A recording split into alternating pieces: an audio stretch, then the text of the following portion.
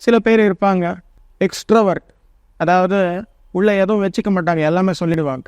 சில பேர் இன்ட்ரோவர்ட்ஸ், வெளியே எதுவும் சொல்லவே மாட்டாங்க, எல்லாம் உள்ளவே வச்சுக்குவாங்க.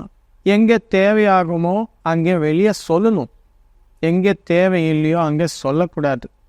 எங்கே எது தேவையோ அது மட்டுமே சொல்லணும், எங்கே எது தேவையில்லையோ அது சொல்லவே கூடாது அப்படின்ற ஒரு அல்காரிதம், ஒரு ப்ரோக்ராம் மைண்டில் ஓடிட்டே இருக்கணும் மை டியர் மாஸ்டர்ஸ். அந்த ப்ரோக்ராம் என்பது அப்டேட் ஆக்கிட்டே இருக்கணும். நீங்கள் ஆஃபீஸில் இருக்கிறீங்க, ஆஃபீஸில் இருக்கும்போது என்ன பேசணும்? ஆஃபீஸ் பற்றி தான் பேசணும், வீட்டை பற்றி பேசக்கூடாது. வீட்டில் உங்களுடைய குழந்தைகள் கிட்ட உட்காந்து நல்லா ஜாலியாக பேசும்போது உங்கள் பாஸ் பற்றி அங்கே பேச அவசியம் இல்லை.